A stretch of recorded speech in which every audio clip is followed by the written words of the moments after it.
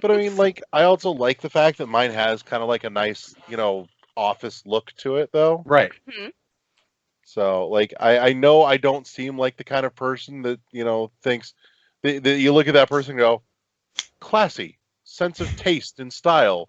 Sensitive But new age guy.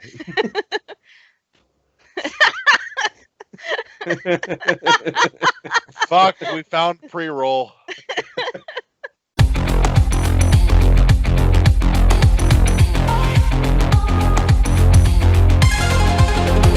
Holding the key firmly in my hands. I'm looking forward, I know where I stand. And this is it, I have nothing to lose. Now is the right time, I'm making my move. On the high now. You can't bring me down. On the high now. You can't bring me down.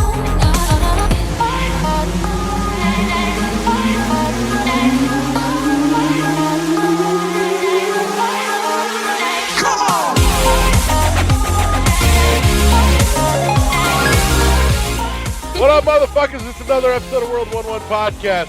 Before we start, you can, as always, find us at our shiny new home at world11.podbean.com. That's all one word, all spelled out. You can also check out the YouTube page that is almost there. We're just sanding down the rough edges and getting prepped to make it all shiny and pretty and new for you. You can also catch us on Google Play Music, Spotify, and this should be... The iTunes feed should be gone by the time this goes up, and I will be putting up a new iTunes feed. It will take a little bit of time, but once the new iTunes feed is there, I'm going to start blasting out posts on the Facebook page and the Twitter page, which are also things that you guys should check out, with links to fucking everything. This is also the first episode where we're no longer on Shout Engine, so if you didn't make the jump, that's on you. You were warned. But that also means you're not hearing me. So, whatever. You'll figure it out. I left you notes. Yeah. So, as always, Choose your fighter! I am your host, Larry the Boozy Wonder. Joining me is Jonathan Shiny Head LeGroux. Hello. Josh, not John. Oh my Yeah. God. I'm already in lost. I'm 2 glasses of We are champagne and starting- half a mix in, so fuck it. Josh Shiny Head LeGroux. Wow. Hello. Yeah, it's because we were talking and I mentioned Jonathan Frakes and Jonathan stuck. Yep. Yeah, God excuses. damn it. Excuses. Josh, do the Riker maneuver. Make it so, number one. And Kathy makes us run on the Twitch channel. What's going on? I'm good. How are y'all doing? Oh, we're good. We're good. So let's jump straight to it. With Oh my gosh! Video games. Kathy, what have you been playing? I know what you've been playing, but other people might not know what you've been playing. What have you been playing? Well, let's see. I have quite a few things that I've been playing. Of course, my usual Fortnite. Just finished up the 14 days of Fortnite. That was a fun event where, give me a second, sorry. Where for the 14 days towards the end of the year, they had a different challenge that you had to do, and it was each themed, kind of like the 12 days of Christmas. So, one day it was like visit 2 candy canes. On the second day, visit 2 candy canes. On the 12th day, it was destroy 12 snowflakes. So, that was kind of fun. Watch. I have a question. Yes. Why is it 14 days of Fortnite? That seems like such a fucking arbitrary number. I don't get it. You know why it was 14 days? Because you have that smirk on your face. And I am not about to explain it. God damn. So anyhow, the 14 days of Fortnite. You see, I didn't fall for it, though. You were hoping I wasn't paying attention. And I tried to start explaining it to you. No. Anyhow, no, they ended with so every day when you completed the challenges, you got a new gift, which was something like a new emote or pickaxes. The final thing was a new glider. So, see, that's what I like about Fortnite and Epic. They, yeah, you can spend money to buy skins, emotes, different things, but I know I'm boring you, so you got to drink more. No, I just but ran they out. don't. But they do these type of things to those who don't maybe have the money to spend, and you get a lot of free stuff. So nobody Right. is ever completely without special. They do a lot of things for the Right. community, which is nice. They definitely do. Well, I mean, if you look at their store, I mean, they're doing free games every month or so. They're Right. gonna have a free game Yep. offered. So Yep. they're taking their Fortnite money and giving it back. So, but the other cool thing during the 14 days of Fortnite is they brought back a lot of their limited time modes. So every day there were 2 new modes that were just back for that day, Cool. which is a lot of fun. But yeah, it was fun. And then New Year's Eve was great because starting, I think it was 8 o'clock in the morning, Central Time. At the top of every hour, they would do an in-game event where they would drop a disco ball from the sky, and they would do a countdown from 10. And when it got to 0, everybody who was on the board would start dancing, and then If they the would. countdown from 10 didn't have Casey Kasem, it wasn't any good. Well, no, it didn't because they probably Trademark. couldn't get. Yeah, They're having they problems. probably didn't want to get sued for Again. that one.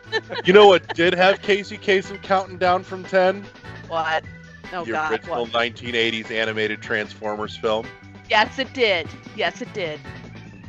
That I did That's know. just one of many reasons it's fucking awesome.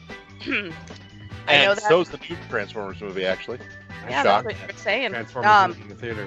A little off topic, but Well, my husband's a big fan of Transformers, so I may not be a big fan, but he is, so I know all about it. But yeah, no, it was a lot of fun, and I got to ring in the new year, not only with all my East Coast followers, but my Central time zone followers as well. So that was kind of fun. And then Hollow Knight, I finally got past the Watcher Knights, which Nice. were the bane of my existence, and shut up. You helped. And I was very grateful for the suggestion. That did just make when that Larry night. got banned. No, he never gets banned from my. No, this was he'll send me messages later on when he's watching the stream, not live, but he watches the recording. So, like a day or 2 later after he's watched it, I'll go in and I'll find messages. Well, you should have done this. You should have done that. It's like, shut up. But no, it was very helpful.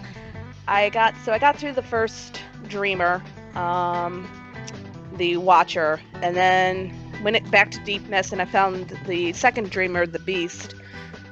And now I'm in the Queen's Garden, and I'm lost again. So, but I think I was getting tired, and I'm like, Right. I'll take a break from it. I'll go back in, and then I'll want to explore. So, but Wait till you get to deal with the flower.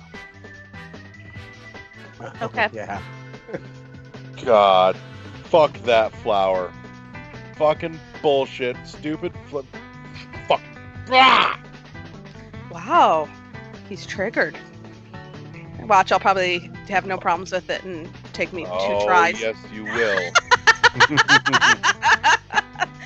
All right, here's your challenge. You got to make it from one side of the map to the other side of the map without using the stag, Okay. and you can't get hit.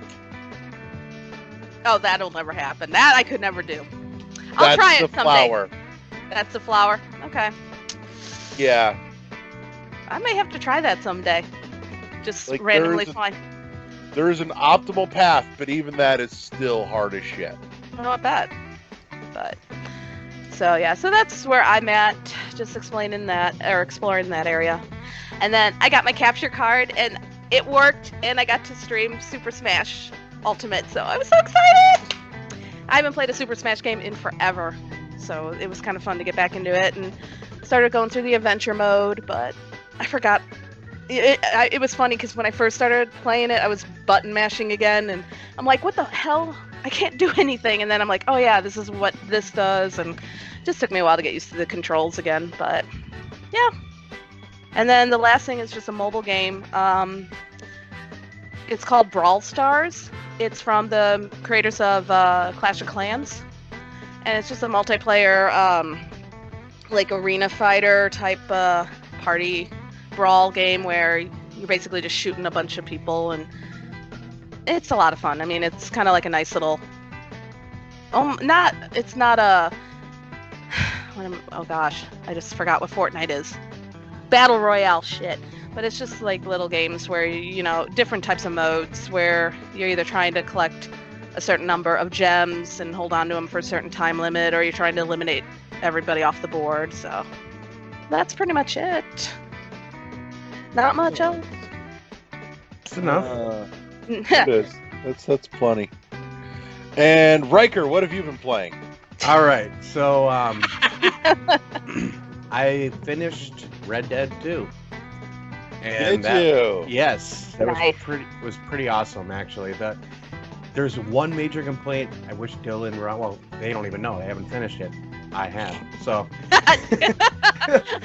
It's kind of hard for them to tell you what. it's not a spoiler by any means, but the story is great, and the end of the story, the game is all about Arthur Morgan, his story, until it's not. There's 2 epilogues after chapter 6, and they're all has to do with John Marston setting up Red Dead, the first Red Dead.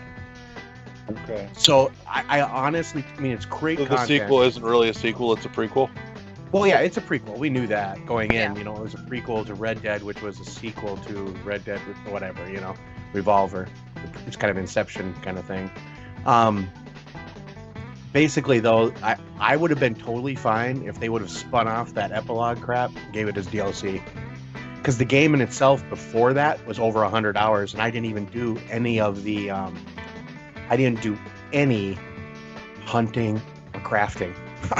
I mean, I was just kind of None like of the piddly mainlining. shit, basically. I was kind of mainlining it. Yeah, the hunting and crafting, and it was fun, but I'm not really... If I don't have to do it, I'm not going to do it. I mean, especially with a game that's way over 100 hours anyway. It was a great game, great experience. I would have been fine if they would have just spun that off. If they would have spun that off. But that was fine. I mean, it was great. I understand why they did it, because it served 2 purposes. It was to set up Red Dead, and the second purpose was to open the open world back up so you can go finish all the crap you didn't do. So, like, I could go back and actually do all the hunting if I wanted and all that, and get all the trophies and all that kind of stuff. So, it was okay. I really liked it. Like I said, I liked the story. I liked how it ended. But, it got to this really high point, and it was just over. And then it was just like, oh, it's done. The credits are going to roll. Nope. Epilogue, So I was like, okay. So after that, I delved into PSVR pretty hard. I opened up all my games that I got, which now have visuals. This is my demo disc that I used for the whole first day. Basically, every single thing on there is pretty awesome. Let me see here. Farpoint. Cannot go wrong with this. It's pretty awesome. Okay. I want to say that the scale is what gets you. Like, there's the opening cinematic. You're kind of like in the front of Jupiter, and there's a rift in space, and then everything blows up. But then you get sucked onto this planet and you crash. But when you can actually do like 360, you can turn around and see your shadow, stuff like that. That's what makes VR so cool. It's just the immersion, and it does take a little while to get used to it. I did get a little dizzy in a few points and had to stop, and now I'm just like, I've got it down. And my wife actually, I had her put on the headset yesterday, and I was behind her just in case if she was going to fall, and she was kind of wobbly. She's not really a gamer that way. She'll play tablet stuff and mobile stuff a lot. Mm-hmm. But she loved it. So she's like, and then it was like 15 minutes after she stopped playing, she goes, "Can I play again?" So now I've got her, and I played Moss. I'm going to say this is awesome. Talk to me about Moss. I Okay, really I've want only- to check out Moss. I've only played like 15 or 20 minutes because I just wanted to play it just so I could talk about it tonight. But the way they do these platformers is super cool. Like, you are looking at the screen, and let's say it's a left to right platformer, for example, with like interaction in the middle. You can actually control the camera, and then you're controlling the mouse in a 3D. It really reminds me a lot of Hollow Knight, to be honest. The way you control him and everything. And so you jump down, like for example, this first one, you just start out, you're kind of in this beginning part. You have to figure out how to open a door. It's not hard at all, but it's kind of acclimating you to the 3D of how 3D and the VR is. Okay. So it's, if you watch a stream of it, you would not get it because you're looking at it on a flat screen. But you can actually go in behind objects, and then you can maneuver yourself by looking to see different portions of the screen, so you can actually get a better viewpoint and everything. It's pretty good. Cool. I like it. Like I said, I'm going to get more into it, but Farpoint was where it was at for me. I was really playing a lot of that. I played about 3 hours of that, and I think it's only like about a 4-hour game total. Okay. But you can play it over and over, and there's cooperative modes. There's different modes. Let me see what else. Okay, Creed. That was one of the pack-ins that came with it. It was good. It's good. I just didn't really want to get too much into boxing. I'm starting to like lose my breath. So I'm like, okay, I need to stop playing for a while. Let's see what else. I got one more. I have 2 more games, but only one more that I tried, and that was Astrobot. And Astrobot is awesome. It is like Mario 64. Oh, cool. A platforming. You basically rescuing these little robots that are scattered throughout each level, and then you're picking up coins and things like that. And when there's like a sun behind you, so you do project a shadow of yourself, and things look at you, and it's really cute. It's super neat, super cool. It's just like, I had no idea this was what VR was like. I would have been in it long ago, but these games have just started really coming out in the last year or so. Yeah. So it's really coming into its own. I think people are, and I'm not getting any of the motion sickness. And I was sensitive, like I get sick while reading in the car. So do I. Yeah. Yeah. So I mean, I'm sensitive to it, and I haven't really gotten sick. And I haven't really gotten to the point where I'm feeling like I'm dizzy or anything. Like the first time I put it on, it was kind of like I did get a little bit of it, but it only lasted. You're adjusting. Yeah, it only lasted, and I knew what to kind of expect. Mm-hmm. So, and I started out with Farpoint, which maybe wasn't the best game to start out with because you do have to control your movement with the analog stick, and the whole screen moves at that point because you're playing in a first-person type mode.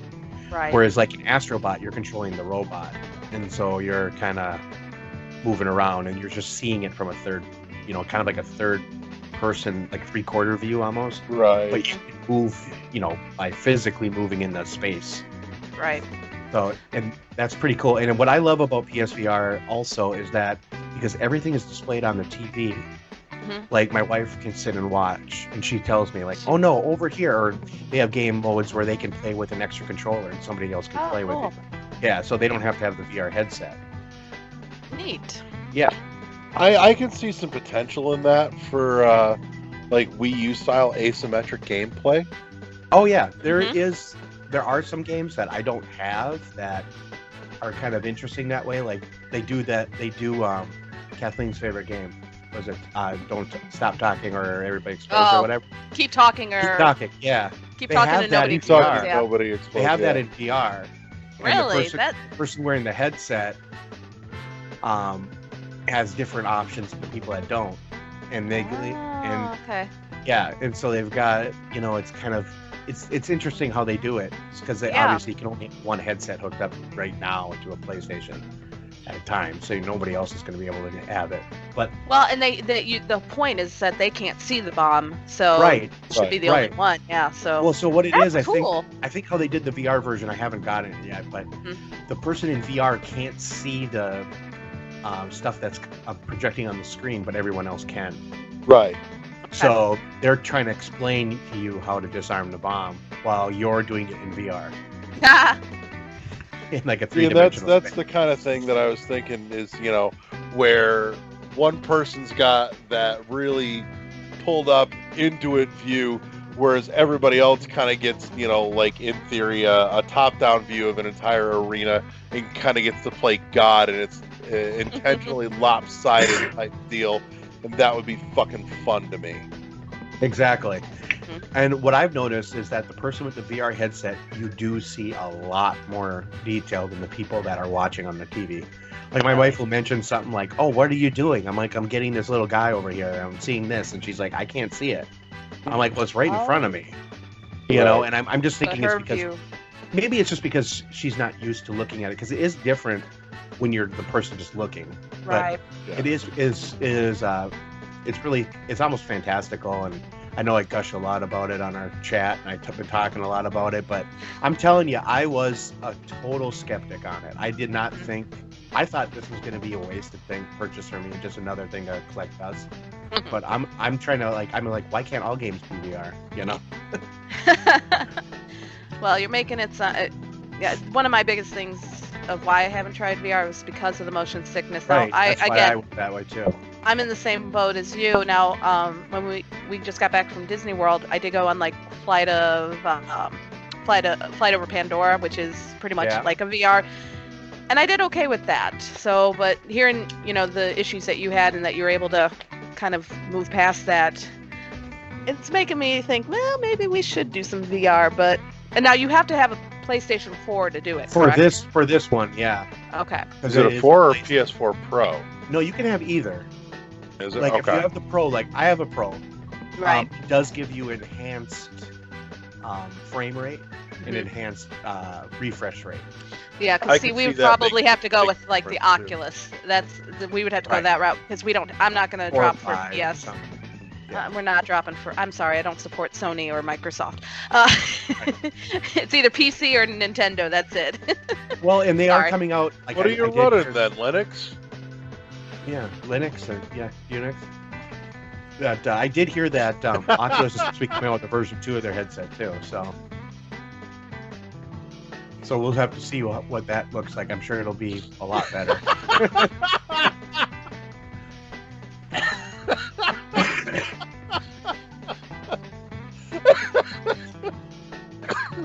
Good day. She says good day. She does. Oh God, that's too beautiful. So that is kind of what I'm playing. Right on. I think it's enough. So correct me, and you're gonna forgive my ignorance here for a second, but am I right in thinking I saw a like a PSVR Go thing where you don't need the system? Ooh, I Or think did I that's just- Oculus Go, I believe. Okay, That's okay. $199, and it's all just it's a headset that's totally self-contained. Right. And they have their own. Do that. Well, they've got their own app store Mhm. for that. Okay. So they've got their own VR games that you can buy for that, and it's Now I'm got. wondering if the stuff on it is any good though. I'm hearing it's good. I was actually going to buy that before I bought the PSVR. Okay. My brother was going to pick it up, and I don't know if he did or not. He's one of these guys that says he'll pick it up and then he'll go buy a whole new PC with an Oculus. So you'll just, So- I won't know what the cheaper version will actually be like. Right. So I'm wondering how the Go stands up to, like the full version with an actual, rig behind it kind of thing. Right. Right. I've read some reviews on it. I heard it was decent, and for what it does more like a smaller experience games. It's not quite as immersive, and it also does it's great for watching. You can also with the PSVR, which is nice, and I know you can do this with other VR headsets, so you can watch 3D movies. Mhm. And they are way better because you're not wearing the actual goggles. You're seeing it in Right. 3D on 2 screens on your face.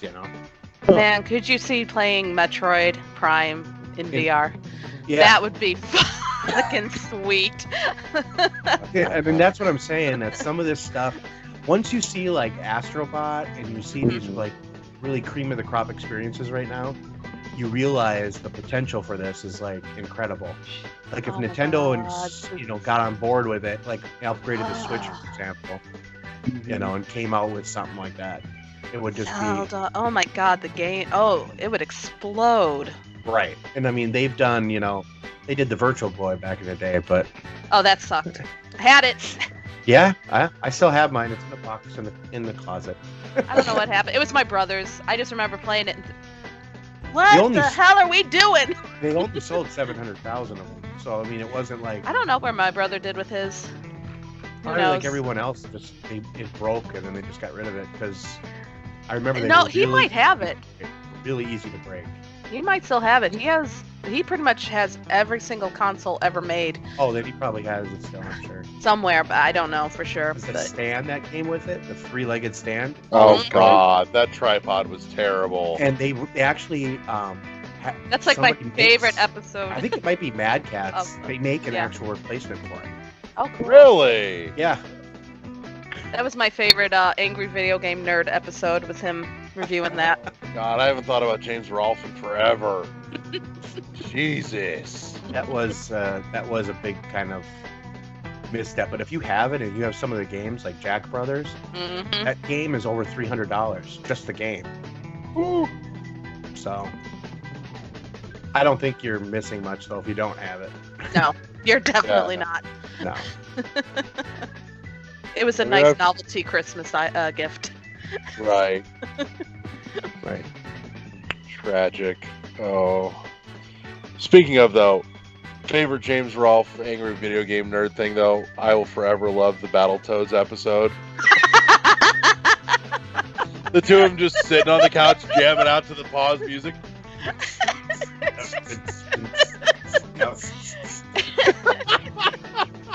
That was a good one too. Yes. Oh God, back in the heyday. I've seen some of his more recent-ish stuff, and it feels like it's kind of lost its flavor. And it's kind of a Yeah. time for everything too, you know. Yeah. It's just, I don't know.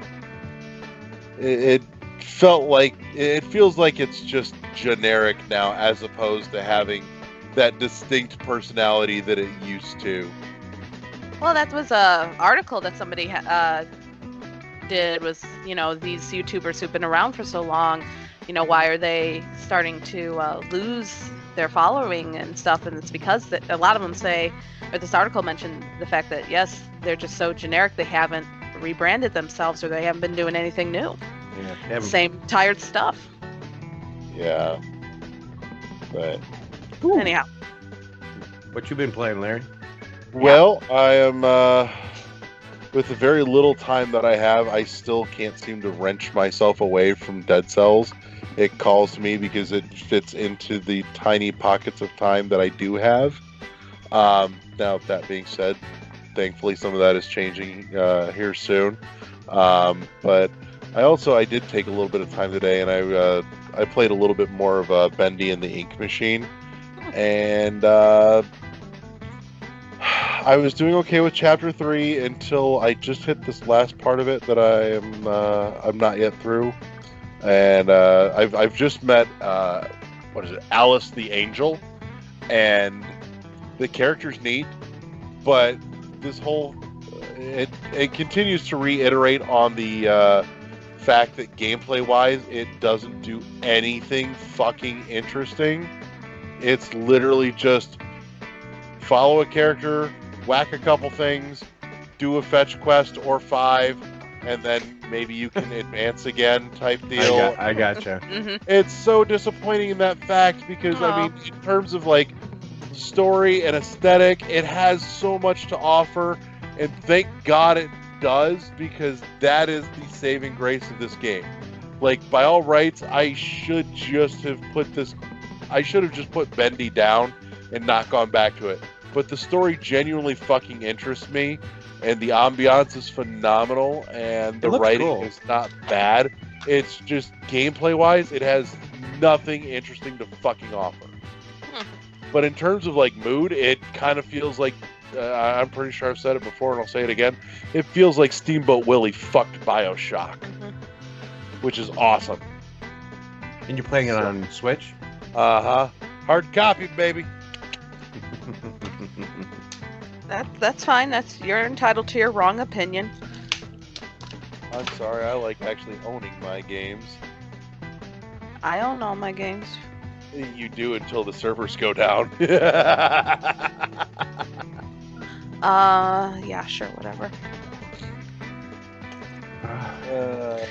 Yeah, but when your daughter loses one of your favorite games for an entire year, then you have to go out and buy multiple copies because she continues to lose it. And then at the end of the year, you find it was in her room all along. But if it was on my digital, wouldn't have had that problem. Just saying. Just saying. Well, if she loses something, that means she then learns to take better care of it. Well, it was Mother's game, so Mom was not too happy about it. So, but that's why my child has some of her own games first to learn how to take care of things. Just saying. Feel the pain. I feel the pain. So, but yeah, but Bendy's good. I shouldn't say it's good, but it is fucking good. I was compared to Yono. Right. Fuck, I thought about turning it on again this week just to see if maybe I was wrong. If it was as bad. And I just couldn't bring myself to do it. I just stared at the icon on my home screen angrily. You should have your daughter Fuck this play it. icon. You should have your daughter play it and see, what she thinks. And give her have her review it. Yeah. Right. Her review will be stickers? Stickers? She's got a fascination with stickers. That's like her favorite thing in the world right now is putting stickers on everything. So You should get some of those window clings. Then they can just keep pulling them off and putting them back on. Yeah. No, she likes her little stickers. It's kind of cute and adorable. So, but yeah, that's most of it. I'm trying to think if I played anything else interesting. I fiddled with Hollow Knight a little bit just to fiddle with it because my child actually asked for it by name. She'll like if she sees me playing the Switch, she'll come over and she'll sit on my lap and go, "Bugs, play Bugs." Aww. That's how she asked for it. But she likes watching me or anybody play Hollow Knight. She likes watching Bugs. So that's a thing for her, and it makes me happy. So. Well, that's how I started with my kids. I was playing, actually, Skyward Sword is what I started my kids on. Okay. So, yeah, Zelda games from the beginning. Twilight Princess and Skyward Sword. I love Twilight Princess so hard. You know what? I got 3/4 of the way through that game and never finished it. Really? Oh, I got to that point. I got to that point where you're shifting the statues. What is that? Like halfway through? Not even. Shifting statues. You have to like do a pattern or something like that. Oh, yeah, you were. Oh, God, that was like maybe halfway through. Yeah, like halfway through. Yeah. I just like, you know what? I said, no, I don't feel like it. Is it like the Sanctuary or whatever the hell that's that was called? launch. You're trying to. It's where you have to jump from square to square in the. Yeah. Is that the one? And then the statues move with you. Yes. And where you're trying to get into the Temple of Time. Yeah. Yeah. So I got there and I was like, you know what? No. And I just never went back. That's where I went into Game Facts and yeah. I'm not gonna lie, I fucking hated that puzzle. Yeah, I was just so stubborn about it. I mean, this was like I bought this at launch, and this was at launch in 2006 or whatever it was. Yep. Yeah. And I was just like, no, I'm not doing this. I'll play something else. So I put in Wii Sports again, and that was about it. Yeah. Nope. I got it at launch too, and when that was what I would play for my daughter because she was born that year, so it was like, oh, you can sit here in your little seat and watch me play. Right. Right. I started her early. You know what the first video game my child sat up, like held her own head up to watch was? What? That's right. Left 4 Dead 2. She liked watching Daddy kill some zombies. A lot of stuff going on the screen, so. Oh yeah. Action. Well, that too, and right about the same time, we were also watching the current season of BattleBots, and she fucking loved watching BattleBots. Nice. Okay. So that was fucking awesome. So Yeah, no. They were into the games, and that's actually how I taught them to read was Skyward Sword, because they were about 3 and 5. So okay. I'd sit there and say, read that. Uh-huh.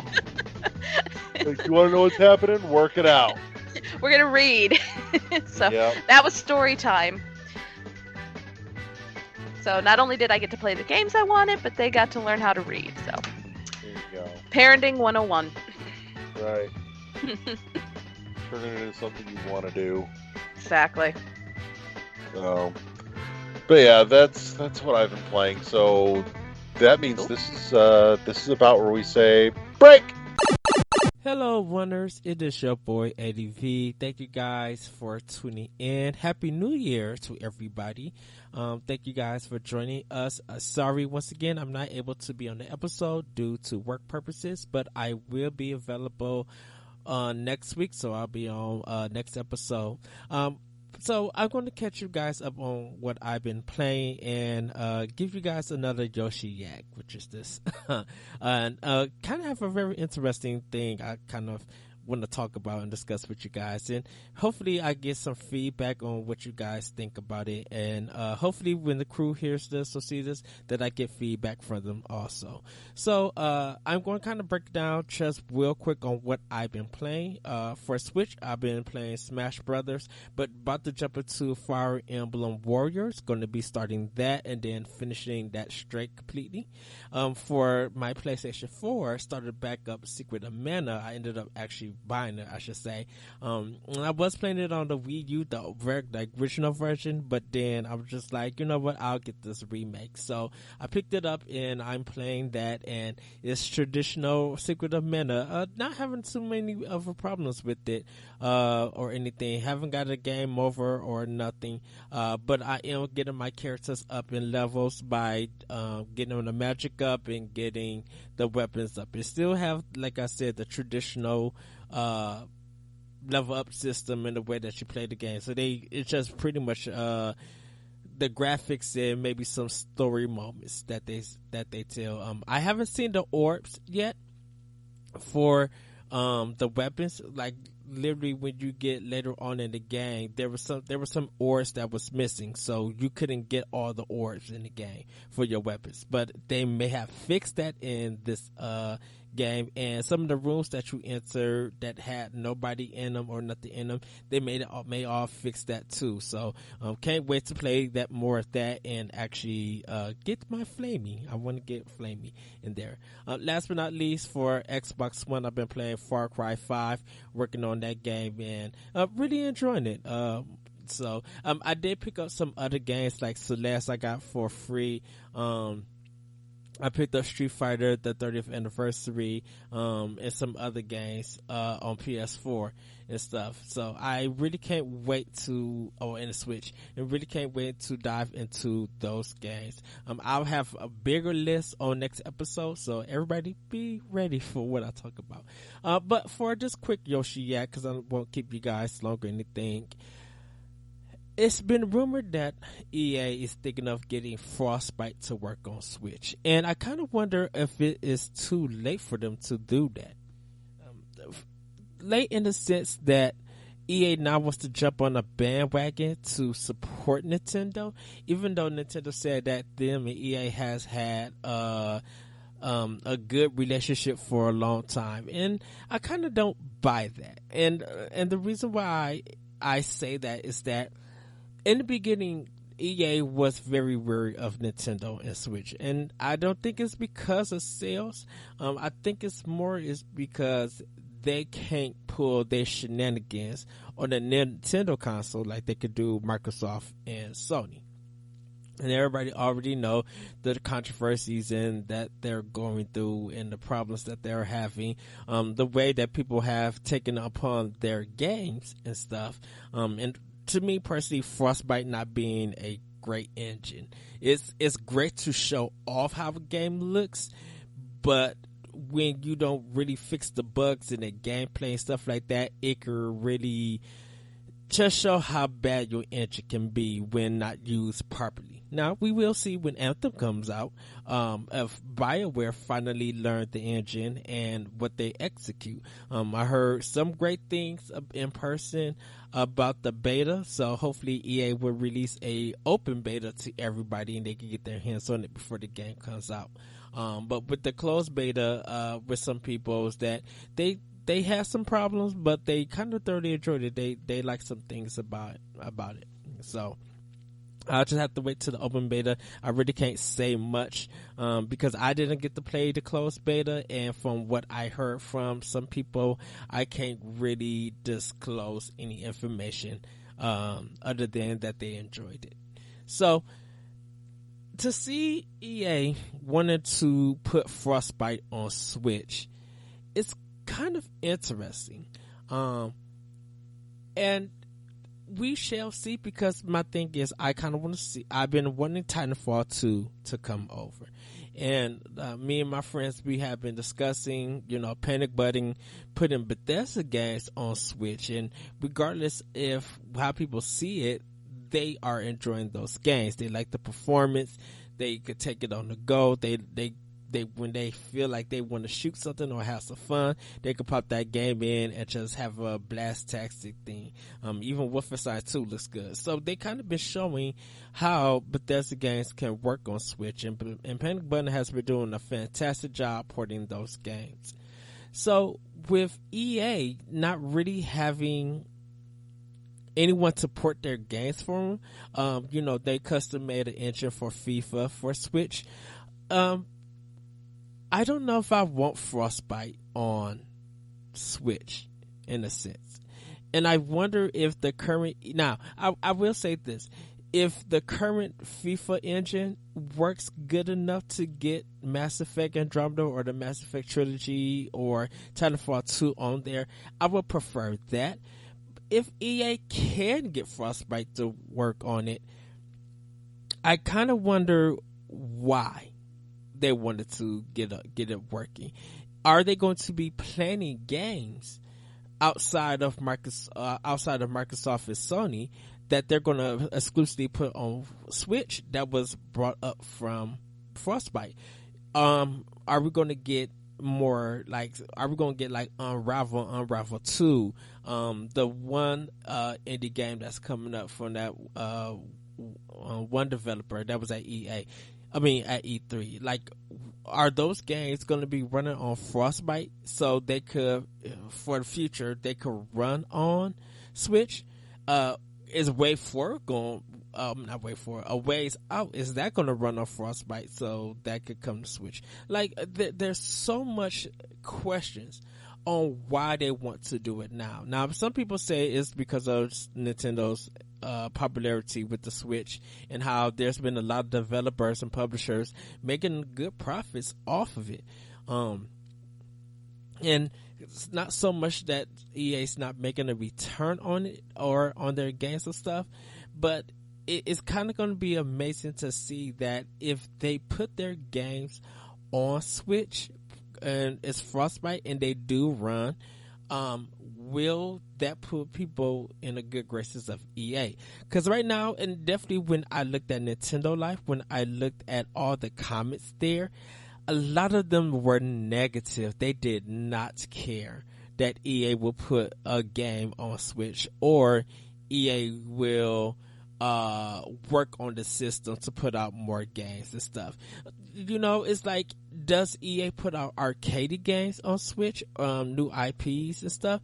And if they're fun and they work, will that get people to sell them on EA being on Nintendo? Because it's just like, out of the games that we got about 3 games. We got FIFA 18 and FIFA 19, and we got Faye. Those are pretty much right now the only 3 games that we have from EA on Switch that I could think of at this time. I believe that if Mass Effect was going to come on it, and I think BioWare, I don't know if they're going to move that whole engine, all 3 games onto Frostbite to play on Switch. I think the way that BioWare is at. They're trying to still focus on Anthem or anything. But if they could just port Mass Effect to the Switch without having to try to put it on Frostbite, that's fine. Now, Mass Effect Andromeda is a different story. I think if Mass Effect Andromeda was able to work on Switch and was a big thing to see at the next Nintendo Direct, or actually see at EA's conference or E3 or something, that's going to probably speak volumes. Maybe Titanfall 3, maybe their Star Wars game that they're planning and stuff. Like, it would be very interesting to see, because Activision Blizzard have got Diablo 3 running on Switch. So that's a good thing for Blizzard at this moment. Even they have their controversy. So people are hoping for Overwatch to come to Switch. And that's kind of been successful for them, and people are just waiting for Spyro to get there. And people did pick up Crash also. But it's just weird to see that EA is rumored to do this. It's whether they are going to do it or not. And the only way that we'll believe the rumor is that we have to see something show up in the Nintendo Direct, show probably on IGN or Destructoid or Game Informer. Like, there's got to be bigger talks than just saying we're trying to get this engine to run on Switch. Now, and I knock Frostbite for its gameplay mechanics or how games play on there when developers don't know how to use them right. Now, if they can use it and it's just not a spectacle look, like for buildings falling or cars going through buildings and stuff like that, I could understand that. You know, if they could actually get great games to run on Switch during Frostbite, then I am definitely looking for it. I have hope. I would definitely say that I do have hope for them to get it to run on Switch, that EA really invest some money and time to put something out. If they don't, it don't have to be big. It could be a small game. It could be beautiful. It could be wacky. It could be something in 2D, something that, you know, maybe Mirror's Edge or something, like putting the Joy-Cons in their hand, you know, Mirror's Edge Catalyst, so to say, putting the Joy-Cons in their hand and making people run and jump and do an exercise game with parkour from that. Like, they really can do something big if they're going to put this on the system. If they're just testing it and nothing comes out, then I think in the future when Nintendo brings out their next system, I don't think EA's presence is going to be there. And hopefully a lot of people will be hurt by that they will miss it, because, you know, there won't be no Plants vs. Zombies or anything. But at this moment, until EA gets their stuff together, I don't think that Frostbite is a priority for them to be working on Switch. But if it is, I would definitely take what they could offer, and I will kind of see what they have. You know, Digital Foundry will be probably getting on to see how it works on Switch, like some of their games and stuff.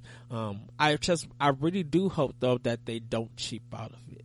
You know, if you're going to get the system running on it, I want to see great games from it. It don't have to be connected to any loot crate. It don't have to be connected to microtransactions.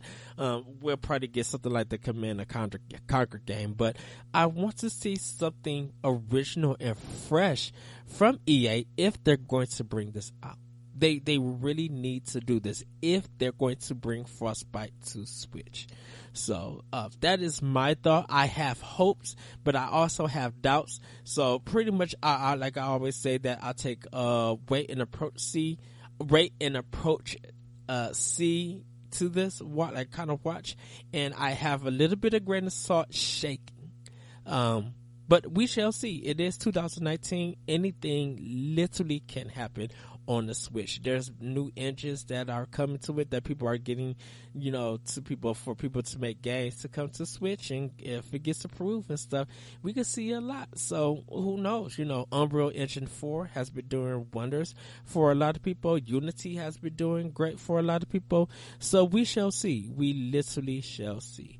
But everybody, enjoy the episode. Have a great week. Have a great weekend. I will see you next week on World 11 Podcast. If you guys want to follow me, though, you can follow me at Twitter at ThatRetrico. And I also have my individual podcast, Optional Opinion, on iTunes, Google Play, TuneIn, and other podcast apps. And also, I'm part of Nerds Gone Rogue, NGRradio.com, where I have shows and content there.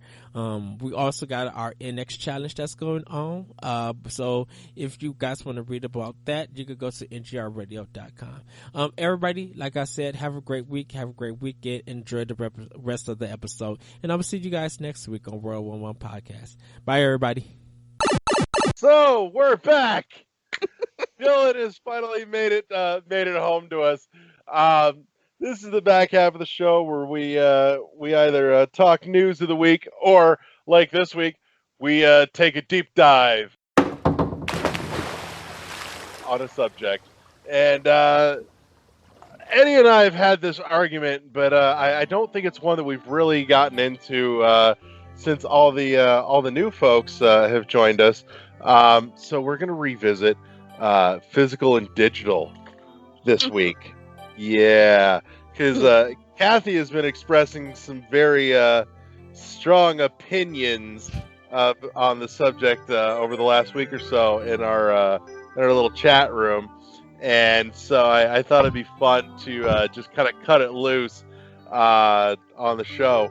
So just to kind of lay the groundwork here, I'd like to know for the audience's sake, where does everybody sit?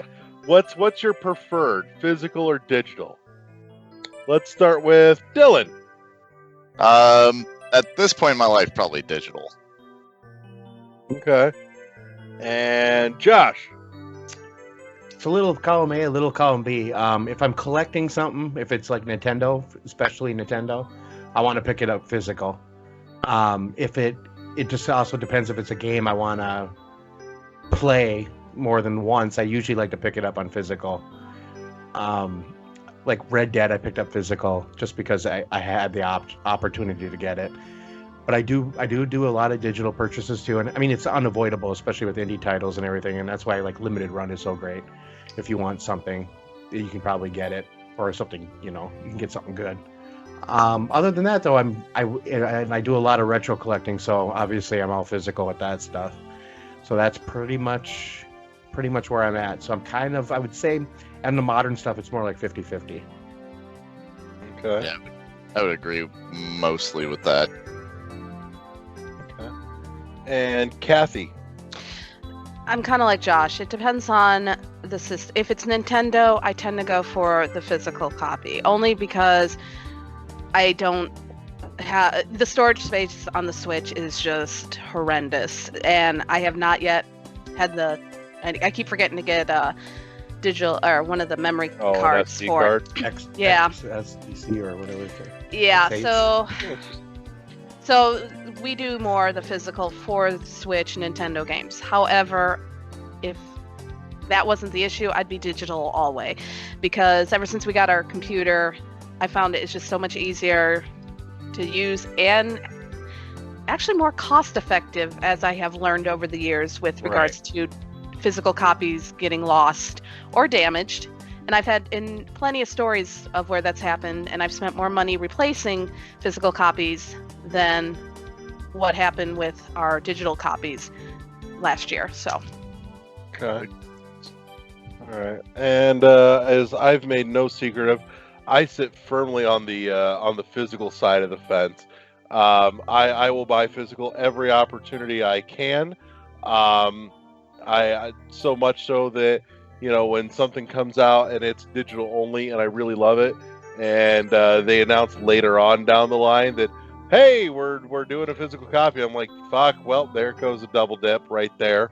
So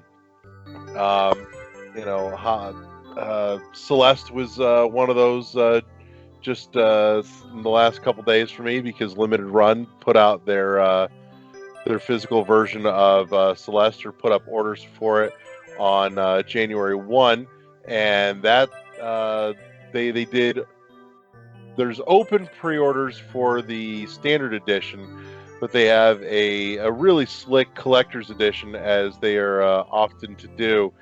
And the collector's edition was limited to 2,500 copies worldwide. And I did manage to get my hands on one, but after I got my order in, I kept refreshing the page just to see how fast it was going to go. Within 2 minutes flat, it was sold out. Just gone. Like, damn, that took no time. So, Well, that game is amazing. You know, and the bitch of it is that this is one that if you go back to some of the early episodes from last year, I wanted to say this year, but I'm like, no, it's not this year anymore. It's last year now. When Celeste came out, you know, I've got some mixed feelings on it. Like, it's okay, but it didn't super grab me. But I've been thinking recently, like, I want to go back to it and take another crack at it and see if it grabs me, or if I can sink into it harder than I did before. And having this collector's edition is a perfectly good excuse to go back to it again and reattempt.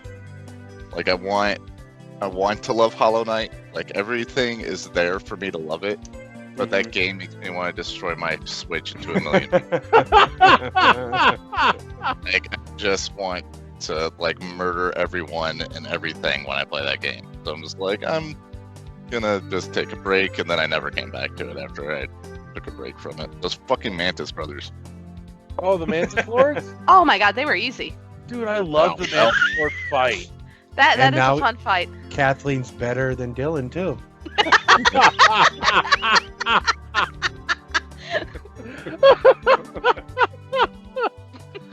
No, the Mantis She's better Lord than fight Eddie is- last week, so you didn't listen to that one, Dylan. Oh god. No, I love the Mantis Lord fight because it is Yep. so rhythmic. Yeah. Once it's a you understand their pattern, it is so rhythmic and it feels so good to play.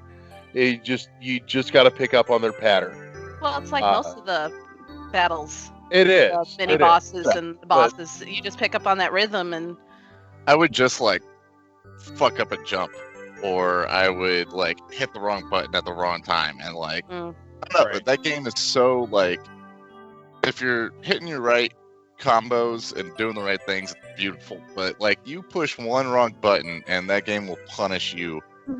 It's tough but fair, I think. yeah, Yeah. it is. It is your screw up when you die in there. You're like, Oh, okay, yeah. yep, I did it. Yeah. Yep. But it's just like, dude, I could play Breath of the Wild. Like, Right. Well, you know, it's funny. I just find that game relaxing. Even though there's times where I'm like, fuck, how did I screw up again? But I find that game very relaxing. And I think part of it's the music. And I don't mind Yeah. exploring. And I'm not Yeah. usually into Soundtrack is explore. great. Yeah. I don't usually like exploring areas. So this one, I'm having no problems with it. It's kind of weird. Yeah, the there's so many soundtrack is backlog okay. games on my Switch that I still have yet to get through. Like, I still haven't beaten Breath of the Wild. Like, I'm. You're not missing much. Oh. You're not. As a huge fan of Zelda games, I was highly disappointed. I really liked the first phase of the Nightmare Ganon fight, though. Oh, I thought the battle, the first phase was amazing. The end was anticlimactic, and I'm somebody who really likes it when they do those end credit scenes, and this just kind of felt wah wah. Yeah. But I genuinely loved their rendition of Nightmare Ganon. Like, he actually looked, Oh yeah. but he looked the fucking part. Oh, which the game was awesome. wonderful. The game was wonderful. The battles were amazing. I had that game was a lot of fun. Oh, yeah. But the ending just My favorite thing to do in that game is just use my amiibos and, like, drop random chests from the sky. And shit. I'm just like, wonder what this amiibo does. Bing. Oh, hey. yeah, just watch it, make sure it doesn't drop on your head. That's how I got eliminated once. I wasn't paying attention. The chest dropped on Link, and whoops, game over. Womp womp. I've got to get back into. I still have to beat Red Dead. I still have to beat Breath of the Wild. I just, man, the time is just not there between. You're preaching to the choir, man. And D&D and the show. I'm just like, gotta get everything in. Preaching to the choir, brother. Try to make time to spend with the wife. That's very important. Yes. Yes, it is. So, but yeah. So let's get on track here. Kathy, you talked. No, don't be sorry. You talked a little bit about some personal experience that's led you to digital over physical all day long. Let's hear a little more on that one. Okay. So, again, not knocking the physical, but when I got my Xbox 360, I got it to specifically play Skyrim. And of course, I bought it used, and I bought the game used, so I didn't drop the full price for it. But after about a month, the game somehow, the disc stopped working. So I actually had to go out and buy another copy of it. So all in all, I spent $30 when, so that was kind of like, oh, crap, I keep dropping money just to get these physical copies. Last year, we had gotten we had just bought our computer. It was sitting on my desk, which is about 3 feet off the ground, along with an external hard drive. My son knocks it off the desk, the computer tower, and the hard drive. And for what we do is we put all our games on the hard drive. Now, of course, the hard drive was busted. Nothing to do. Surprisingly, the computer, nothing happened to it. That's why I love our computer so much. It's only playing Fortnite, so,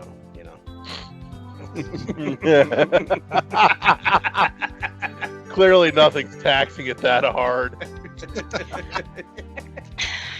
Well, you it can run Fortnite, but I hear it has problems trying to emulate Light Bright.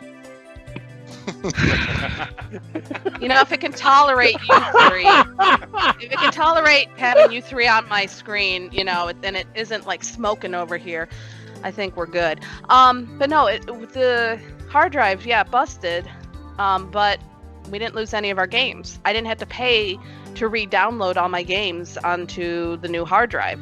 So I didn't have to spend the extra money, replacing my digital copies of the games. And I've got tons of digital copies. When it comes to the physical copies, they can break, they can get busted, and they can get scratched, and they can stop playing. I can't tell you how many Nintendo cartridges that happened to us, where the game became unplayable. So, and if you don't have the console to play it on, what's the point? At least with my digital, I can replace my whole computer setup and still have all my games, and I don't have to pay an additional $1 to replace them. They will always be there. Now, unless, of course, Steam blows up or any of my other accounts everywhere else, all of a sudden, World War III happens and right. You got bigger problems. Lose everything. You got bigger yeah, problems. I mean, playing games is not going to be. Yeah, downloading digital copies or physical copies won't matter at that point. But that's why I look at it as digital copies are more cost effective. And it's not just because the ease and the download. I mean, I'm willing to drop $60 for a physical copy of a game if I really want it. But if I had to... But when I look at the long run, the chances of me losing that physical copy, which happened last year, I had a copy of Skyward Sword that I got for Christmas. All of a sudden it disappears. We can't find it. We bought it, replaced it. Just last week, my daughter was cleaning her room. Oh, hey, we found it. So we had dropped another $50 to buy a replacement copy. When we had it, it's like, and now we're not going to get that money back. So there's just that cost effectiveness. You can get some of it. You can trade it in. You can sell it. It's yours. You can do whatever the hell you want with it. I understand that, but I'm not going to get the same amount of money back. And since I don't like how much is a copy of Skyward Sword going for?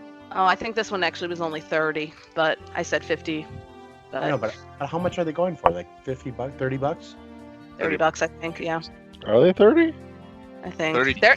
usually the Zelda games are a lot pricier, even Right. the old ones, because Zelda games I are know. very hard. Yeah. People don't trade those ones in. It's very Kathy, hard. that's a game I don't have. I might buy it from you. There you go. You might want it. No, because we're actually looking to take. Oh shit! I better tell my husband not to take, because we were. I'll take it out of the. No, we actually went through our old games, and they're planning to take them back because my son wants FIFA 2019. Oh well, if he's going to do that, if you got a plan for it, then don't worry. about it. No, trust me. I would rather give it to you, and it comes with the 25th anniversary. Oh, the soundtrack. Which, Nice. by the way, is pretty freaking awesome. That was rare. That I was surprised we actually got that disc with it. So Yeah. anyhow, off track. Again, I'm good at doing that. But yeah, no, digital. What? I can do and I can also get my Microsoft games on my computer without having to buy an extra Right. console. The only thing is Kingdom Hearts. I wish that one I could get, but if the rumors are true, sounds like I won't have to wait long. Right. So It'll come. Mhm. And Dylan, you're kind of on the same side of the fence as Kathy there. Let's what brings you to the digital over physical? Convenience mostly. Like, I go, especially like, so for my Switch, I try to buy physical copies. But for the most part, I like buying digital because like I go 2-3 times a year, go visit family, I go out of town. I like to be able to like just boot up a game without having to, bring a bunch of discs or bring, cartridges, whatever. Just be boop, switch on the fly. Not to mention, like Kathy said, you don't lose them. They're there. You can delete them, re-download them, whatever you need to do. I will say the benefit of physical is that you can trade them in, you can get some money back. But for the most part, like for most of my games digitally, like I normally catch them on like a dumb cheap sale. Like, I don't know, Steam sales Yeah. are just ridiculous. Like I'm playing through Pillars of Eternity for the first time, and I picked that game up and number 2 for $15 Right. on the winter sale. Like, just dumb. Like, Well, Dylan brings up something good. Is that if you're a PC only gamer, digital first of all is the way you're going to have to go. Right. It's just But it isn't a choice anymore. When really. when you're on a console, there is not really a price benefit to having, between the digital and the physical right now. Right. There are sales, and they do run like flash sales, and like Steam, like Steam does a summer sale and winter sale and all that. They do kind of do that, but I really, and it's because they need the retailers. They don't want to cut the retailers out of everything. Right. So a lot of the sales on physical copies is what we're seeing. Like Larry and I, we see those a lot, where a physical copy will be, marked down to whatever price, or you can get it at GameStop used for a lot cheaper. I mean, a lot of times GameStop will even have like a download code for something for $59.99, but they'll have a physical new copy, sealed new copy for $20. Huh? Or even a used copy for $29.99, and you're like, you got a brand new one for $19.99. So there is kind of this disparity going on right now, and we're kind of figuring this for out. console, you can kind of get around it, like if you shop at a G2A or something like that. Right. There's like little ways around it, but yeah, I mean, for the most part, like especially with Xbox, I don't own a single physical game except for the Halos on Xbox, because I also get them for PC.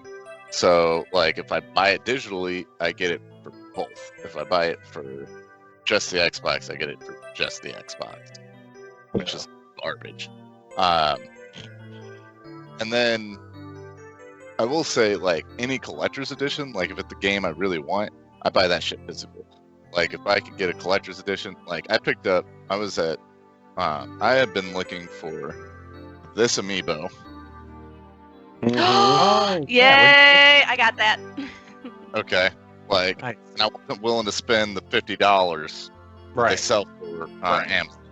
Is that what Right. it's fucking up to now? Yes. Mhm. Yeah, Yeah. it was. Larry, these Jesus. amiibos, man, they've gone through the roof. They You have, got yeah. a small fortune sitting there to your right. Jesus. Yeah. So, and I thought about not opening it, but I was like, no, dude, Yeah. I bought Yeah, it for. you gotta open it. Yeah, I bought it because I want to fucking play with it. Right. Yeah, exactly. And Twilight Princess is my favorite Legend of Zelda, like hands down. I mean, Ocarina of Time close second, but Twilight Princess shit in my opinion. I know everybody likes to hate on that game, but I don't know why. Not me. Yeah, I don't know why either. I fucking love it. Yeah, so I was at GameStop and like I just asked the dude, I'm like, hey, do you have any used copies of Twilight Princess HD for the Wii U? And he was like, yeah, and like he pulled it out and it wasn't a new or a used copy, it was a brand new copy with the amiibo.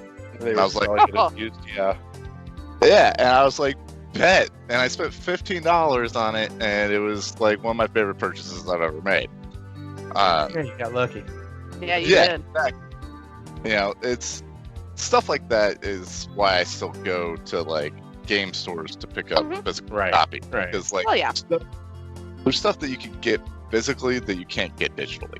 Period. Like Right. and there's something to be said about cracking open a brand new case, smelling that fresh plastic. Mhm. Okay. Like Sadly, these days, that's not quite the same as it used to be either. No, Yeah. it's not. yeah, it does, most games don't even, that's the other thing that drove me away from physical is most games don't come with books, they don't come with like Right. Yeah. Art- Right, yeah. anything anymore. It's just a cover and then you open it up and you get your disc. Like that That's what I miss. yeah, like if games were still presented like if they want to still make physical games and put the work in and like print the books and do the little art things and the little editorial notes and all the cool shit that came with the physical game when I was a kid, I would pay like $80 for a physical copy if I got to have that cool stuff. You Yeah. don't get that anymore though, so to me I'm like, well, I'll only buy physical for a collector's want. edition. Yeah. I really Yeah, I hear you. Yeah. Hmm. everything else I'm buying digitally. Now, Switch, for the most part, I'll buy physical because the price difference doesn't fucking matter. No. And like I like having the cases for the Switch, and I don't know, like they don't really take up a lot of space for the physical games themselves. So, but I all the indie games I buy digitally. So I'm Yeah, you have really- to. Yeah, I'm in the middle, but like I lean heavily for digital for most of my stuff. Like it's just not the same experience as it used to be for a physical copy. Mhm. No, Right. it's not.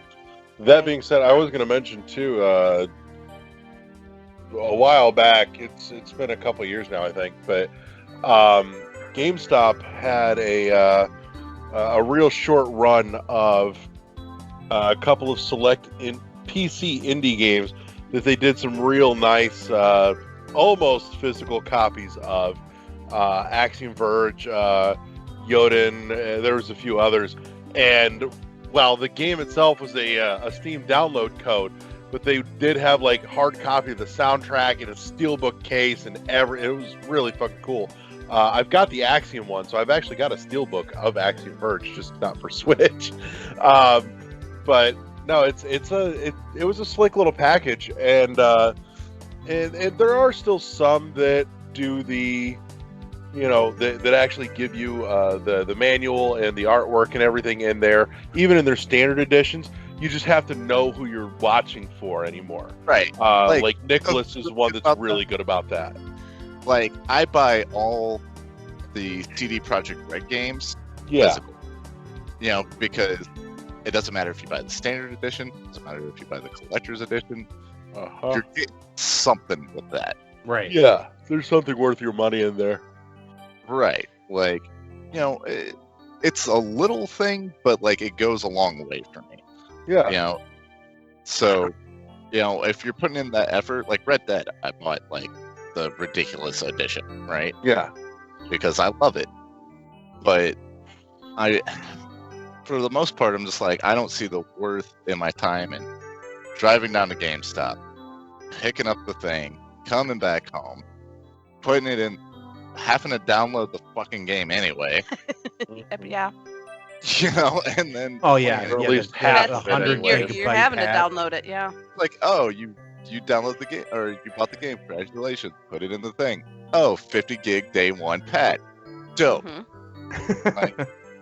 When I could just pre-download all that shit before midnight the day of. You know how It you is- fix that, right? Just disconnect your system from the internet. Yeah, but you No. still need a day one patch to play the game. Yeah, it won't let you play it. Yeah, but if they shipped the game and then put out the day one patch, if you have no internet connection, you should still be able to play it because it doesn't know that it's not missing. It doesn't know that it's missing a patch. Yeah, but you're not going to get the same. That's the whole thing with these damn games now and these consoles. They If they're don't if you're not connected, if you're not Yeah. connected to the internet, it's just You're- not. You can't even set up your Xbox if you No. don't connect it to the internet. Exactly. Yeah. It's like games aren't coming out as full games anymore either. They're coming out as No. fucking betas. Your Mhm. betas. Look at Fallout. Yeah, Yeah. Yeah. or Yeah, worse it- than betas. Technical alphas. Like they're I heard Fallout 76 used to be the bomb, and then that patch hit. God damn. You're not very punny tonight. get out of here. Ooh, Go Drunk. go home. No, I'm definitely drunk. I've been hard at it. Yes, he has. Makes it I'm- more interesting. Yeah. I'm on the fourth glass of this and 2 of these, and yeah, no, I'm into it. Trust me. So, and Josh, let's hear from you. You did. Did I? I can't remember which direction I'm going around the circle on my fucking screen. So, all right. So that leaves me, and I've spoken on at length on the subject, but this is where it actually belongs. As we take an adventure into Dylan's refrigerator freezer to get ice cubes.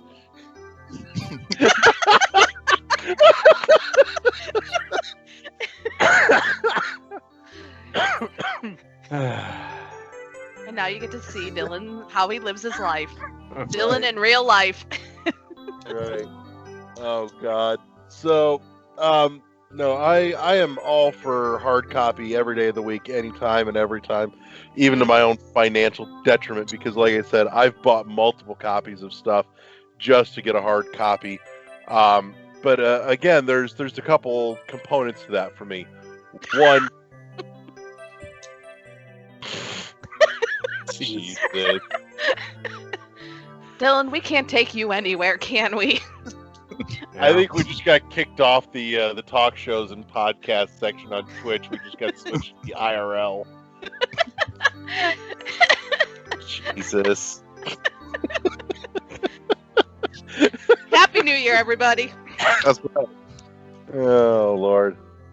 So in any case, but no, there's a couple components to that for me. One being that I am curating a library that will be handed down to my child one day. There will come a point where she's old enough, and if she expressed the interest, I can hand it down to her and go, "Here, this is But she yours." won't be able to play it. Sure, she will. No, she won't. No, she Why won't. wouldn't she be able to play it? Because it's all going to be destroyed. They'll stop working. They'll be like my grandmother's Atari 7800, which we can never fix. Maybe for I don't know, some. I think that's a whole different issue. I've got 30-year-old hardware that still works. I'm just so, I'm kidding. I- I'm kidding. Oh my gosh, Larry, I'm kidding. So I actually, we still have our Intellivision, so, and I know that works. So exactly. yes. Raise your hand if you're excited for the new Intellivision, by the way. There's a new one? And the works, yes, sir. Friend of the show, I did Tommy hear- Tallarico, is was named last summer as the new president of Intellivision, and over the last couple months, they have announced and shown their first little press clip for their new console. They're getting back into the market with an exclusive 2D console that is geared for the family audience. They're saying all games on the platform are going to be E or E10, and it's coming in at a decent budget price too. They're aiming for between like 150, 200 max. But yeah, no, I'm actually pretty jazzed to see what comes about of that with Tommy at the helm on that Yeah, company. it's called the Amico. Uh-huh. Oh, And okay, yeah. it's every game said to be exclusive to the platform and costs less Yeah. than $8 with no DLC or in-app purchases. So Except basically, for it That'd be sounds like interesting. it's going to be a little indie machine, which makes me really happy. Yeah, it says it's going to be between $149 and $179. Hopefully it does better than the Ouya. Oh, I know. But that was only $100. Come on. Dude, I mean, yeah, but it was like supposed to be the indie machine. Yeah. I was excited about the Ouya.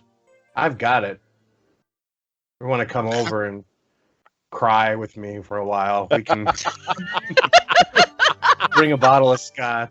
I got a lot of them. I've got a lot of them.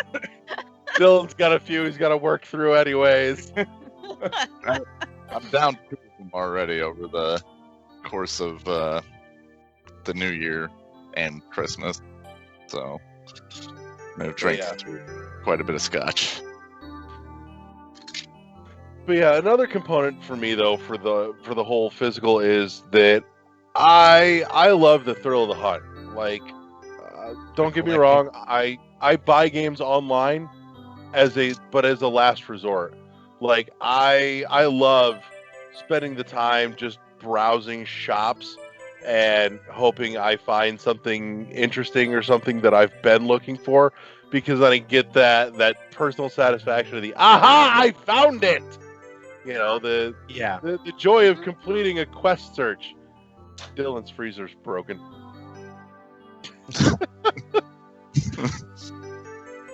Oh, Jesus. We're so the IRL channel now. But anyways. I told you. Oh, whoops. Told you when I got home. I think I gotta be on my phone. That's all right.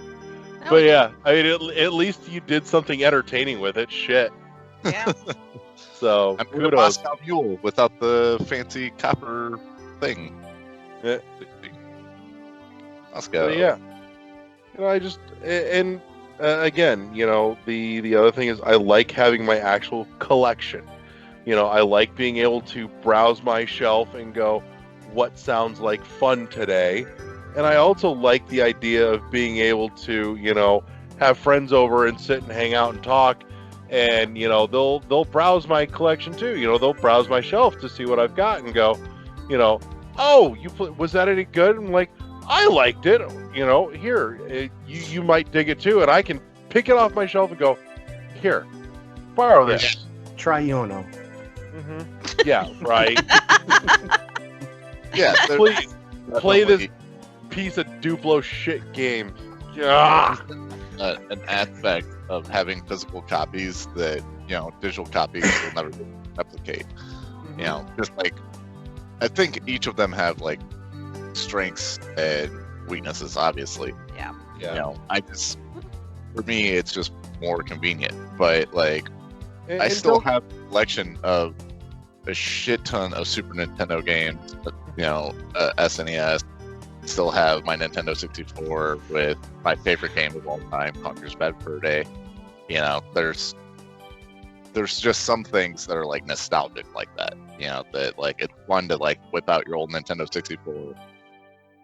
Forget that you have to buy a fucking adapter now. Go get an adapter, come back, hook it up. You know, and then play Conker's Bad Fur Day on what is not a a full size screen, broken up into like 4 boxes with 4 friends using a really weird controller, and having a great time. There's definitely some awesomeness to that, and showing off your collection is always nice. Yeah. We'll see. And that brings up a good point. You guys, those were your games. They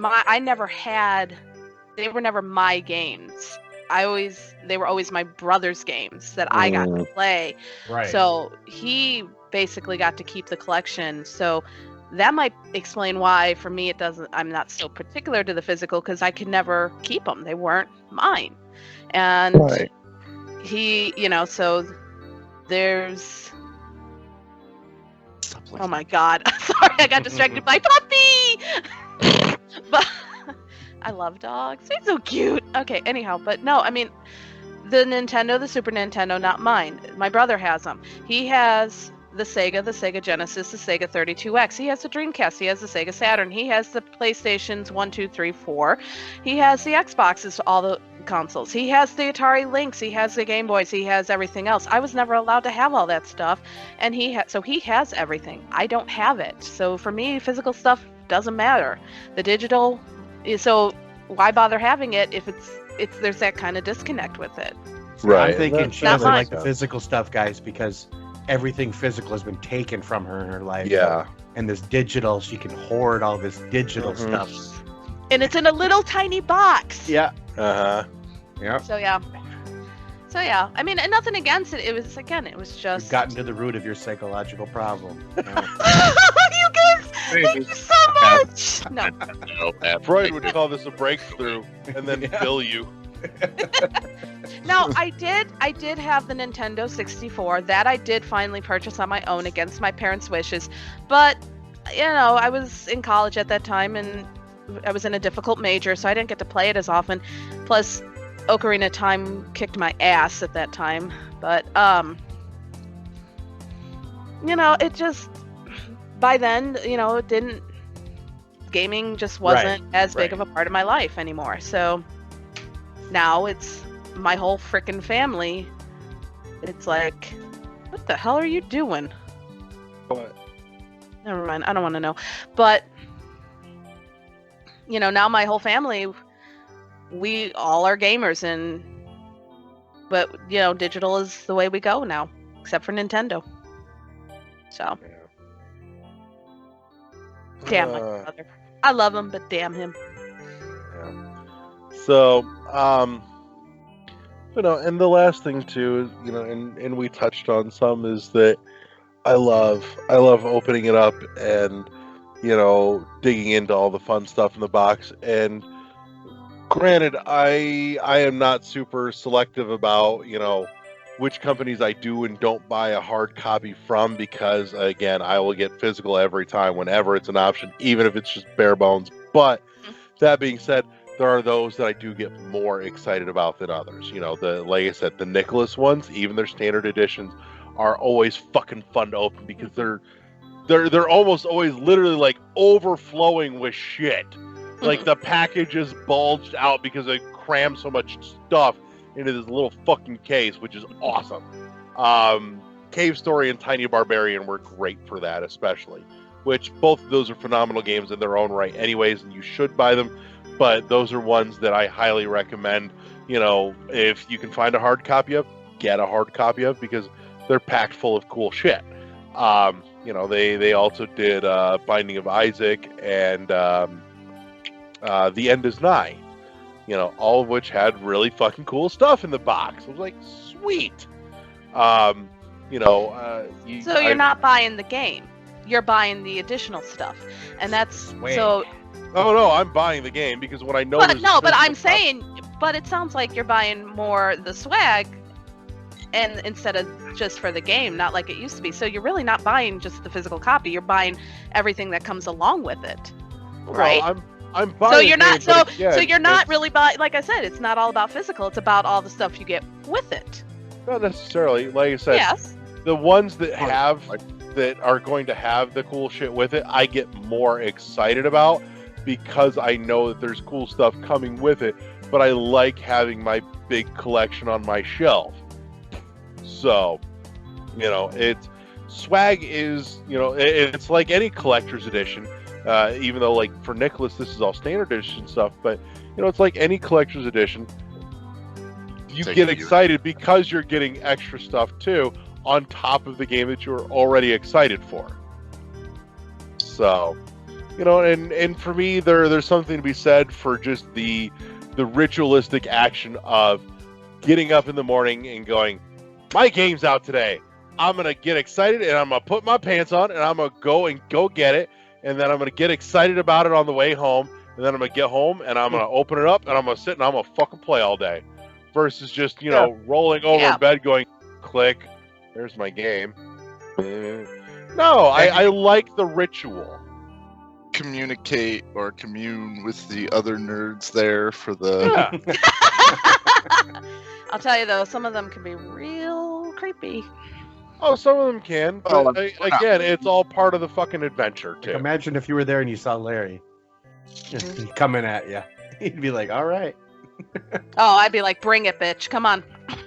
So, and then I look at you and be like, all right, motherfucker, bring it in.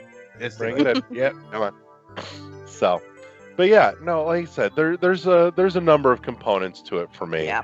Yeah. And there are things that, if so help me God, if I have any say in it, I will never be rid of those elements, And if I have no say in it, then I will be fucking just heartbroken the day that it finally dies. So, I don't think though it will die.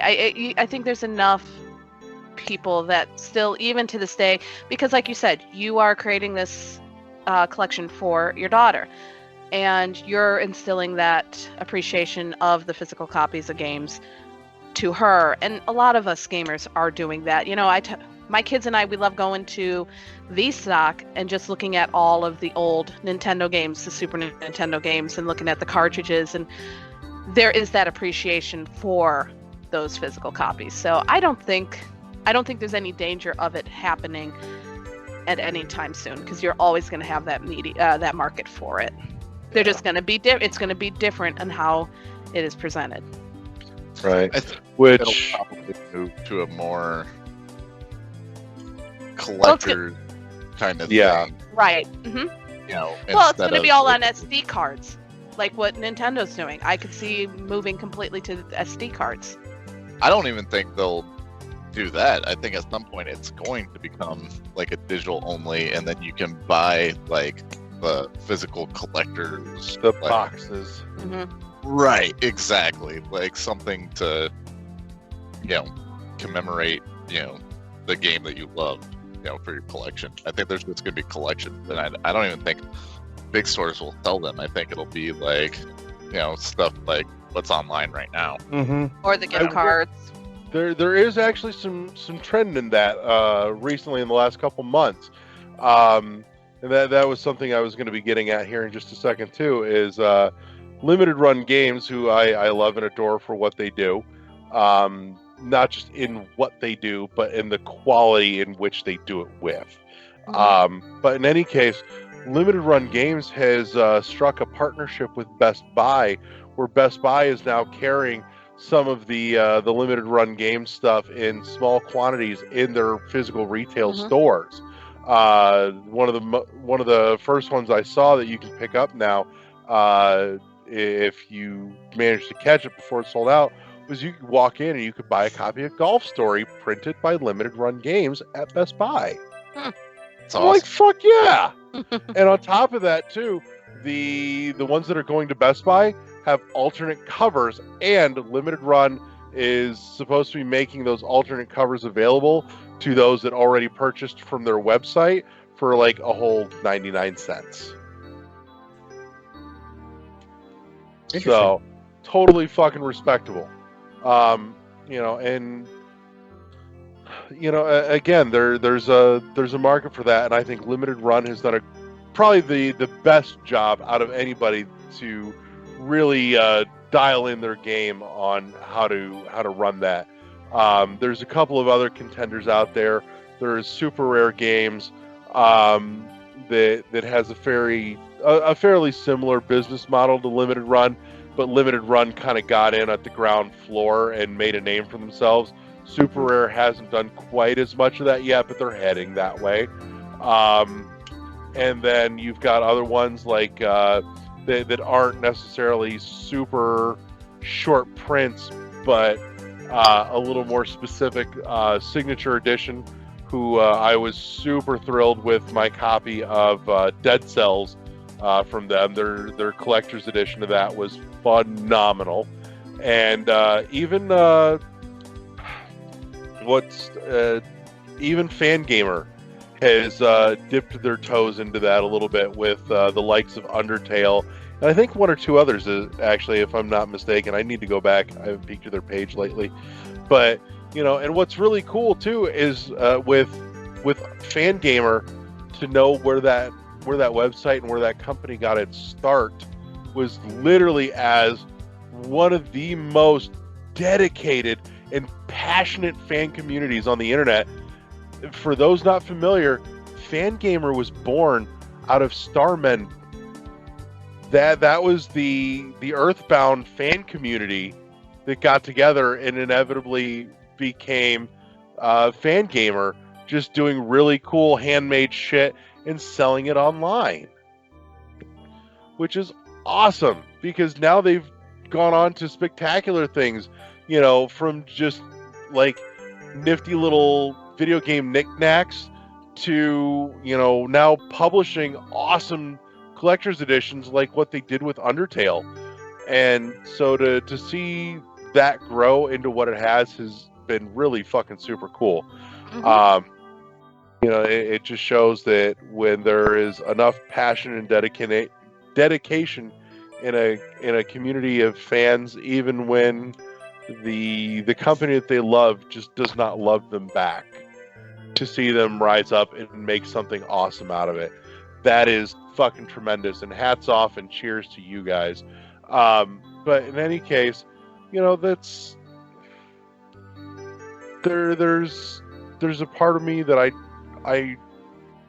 there's a big part of me that just prays that we don't ever see the end of it, and that there are forever and ever places like Fangamer and Signature and Super Rare and LRG that keep it going until the end of the industry, when the last video game is put onto shelves, and one day the final clearance copy of some terrible budget game that couldn't sell to save its life finally clears out of a store shelf somewhere, that there will have been physical copies to the end. So, but that was so beautiful. Shut up, ruined my moment. Fuck you. God damn it. Larry is the introspective drunk. Yeah. Right back at you. I was being serious. I'm so glad. I'm so much in trouble. It's because I didn't even know about them until, you guys, I'm the same way. I had no idea about it. Like, I'm probably going to pick up this Celeste because I really, really like that game. I'll say standard editions are still available, but get your order in, by the way, because again, even though it's open pre-order, it's only open for a certain number of days. Yeah, and then it's shut down. Right, because that's how they figure out how many copies they have to print. Yep. Yeah, I just that already happened. So I don't know what Tumbleweed Park is, but that's sold out. So, dude, I've got Thimbleweed Park. Oh, Thimbleweed Park. Yeah, it's old school. Adventure think game. like yeah. Yep. So, and it's funnier and shit too. That game's a riot. Golf Story game I haven't even heard about, but I can get the limited run version of it at Best Buy. They have it at our Best Buy. Yeah, Golf Story is actually really fucking awesome. It is the second greatest golf game of all time. I love golf. What games. is the first? Golf. True Swing Golf on the original DS.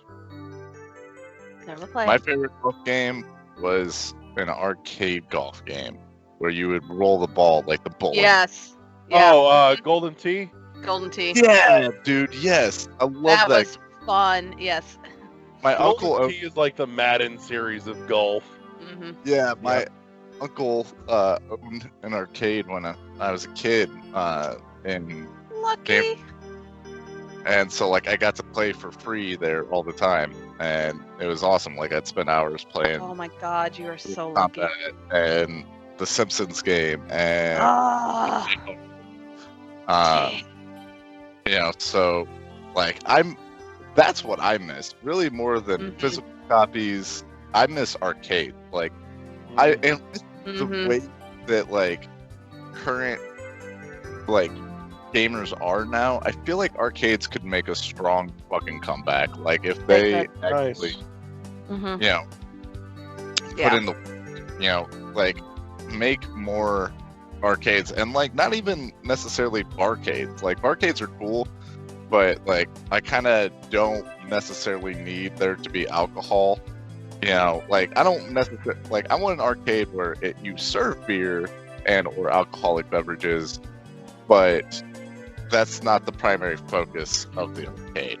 Well, I All think right, so 2 things, Dylan. 1, you're so coming with us on the next Chicago trip, so that we can go do Galloping Ghosts. You're gonna fucking love Galloping Ghosts, dude. Ooh. Interested? Never heard of it. It's somewhere between like $15 to $25 for the day, and it's this building that is literally packed to the point where I'm pretty sure it has not been approved by the fucking city fire marshal. I'm not kidding you. The No, you're aisles right. are so fucking tiny, but goddamn, dude, it is literally nothing but fucking arcade machines, old, new, import, weird, bizarre, fucking everything. Dude, Dylan, you need to I go. got to pick off one of my bucket list games at Galloping Ghost last year. What was it? They had the F-Zero AX arcade machine. That's Wow. And not just stand up, Wow. full-blown fucking cockpit, on rails, the whole thing, fucking pivots, Nice. spins it. Yeah. Oh my god! I want Dave Busters, but more arcade focused. That's what I want. Like That's David basically Buster's fun. this. I mean, you're not really getting the alcohol. You're basically getting pure fucking arcade until your fucking eyes bleed out with awesome. I want that. Like, give me that. But yeah, I mean, I'm definitely interested in an arcade. That's like one of the big things. Like me and my wife, for our honeymoon, we were gonna go to Japan, but like we were short some money, so we didn't go. But like that's still one of the things that we want to do because we're fucking nerds, and we want to go to like we're giant anime fans. So we want to check out like all the anime stuff, and then Right. there's arcades out the ass in Japan. Now, Mhm. can I read the Right. language? No, but my wife is a nerd and she can. So Galloping Ghost has a imported Japanese Metal Gear Solid arcade machine. dude, what? Damn. Like, it's bizarre, Wow. dude. It's got like this weird. It's a fucking light gun game, dude. It's got this insane fucking rifle and everything. I That's- can't read a fucking lick of it, but damned if I didn't play it. I'm sitting there playing like, I don't know what the fuck's going on. I understand nothing, but I'm playing this. Yeah, dude. Whenever you're going next, because I think Brooke and I are going to Chicago in April, so if you're available, we could make a run. Yeah. And oh shit. And then at that point too, we can go drag Eddie out too. Oh yeah, So. do it. But yeah, no, Galloping Ghost is something you should definitely come do with us. And the other thing is that coming to town here, in theory, in the next 6 to 8 months, is supposed to be a barcade coming to South Bend. I'm excited, but I'm cautiously optimistic because I'm in the been to same boat. barcades, and so far, like I've been to one badass barcade. The rest were garbage. Yeah. Like, Yeah. the quarter, like the quarter return didn't work, or like it was a couple of like, you know, fuck, man, what is that? Pinball machines and like Pac-Man and like a couple of like very generic arcade All games. machines, though. That's part of why I love Mega Play over there at Town and Country. Oh, dude, yeah, They've Mega got Play. that whole wall of fucking pinball machines in the back. It's amazing. Yeah, you know, but you know, when you're going to an arcade, you want more Yeah. than pinball machines, you know, Right. and you want them all to Right. work correctly. Right. No kidding. Yes. You know, but I went to an awesome arcade when I was in I think it was Minnesota, you know, and that one was a lot of fun, and I got shit faced, and yeah, it was a great time. My wife had to pull me out of there. I spent way. So yeah, that I mean, I'm cautiously optimistic for what's coming. But when it does show up here, you know you and I are fucking going. Oh yeah, facts. So we have to go and pass judgment upon it. So We can vlog it. right. IRL. There you go. There you Actually, go, as a dude. matter of fact, I need to reach out and see if I can get in touch with the guys that are working on it and get them to come on. Yeah. So, Oh, that'd be cool. Yeah. but in any case, I think we've drawn this out long enough. So I think here's where we're going to wrap, and I'm going to say thank you to everyone that tuned in on the live stream to join us. If you're listening to our normal recording that goes up on Fridays, thank you so much for tuning in. We appreciate you guys coming back and putting up with our nonsense every week. And we're glad you're here listening to the best podcast that none of your friends are fucking listening to. And as always, thank you to my partners in crime, Kathy and Josh and Dylan and Jonathan Frakes.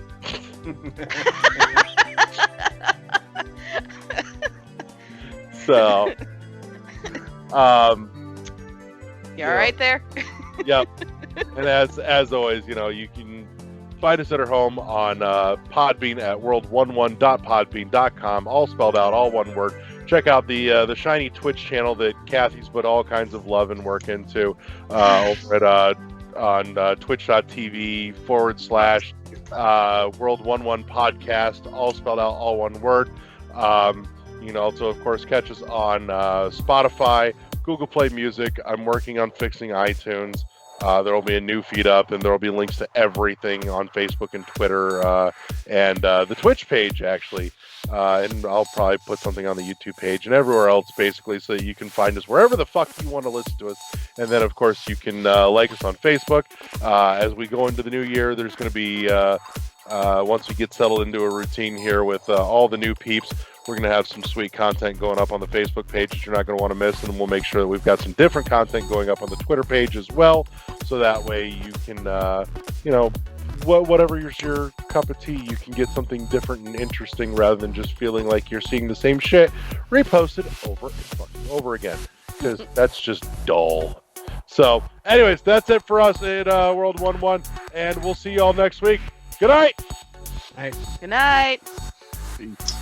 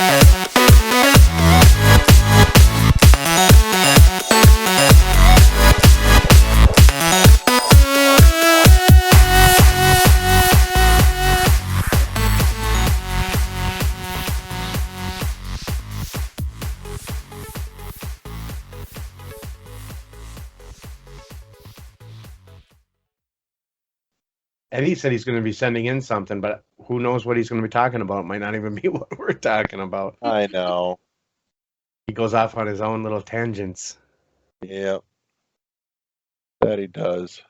I like how you can steer the whole conversation to a whole nother topic. Yep. Mm-hmm.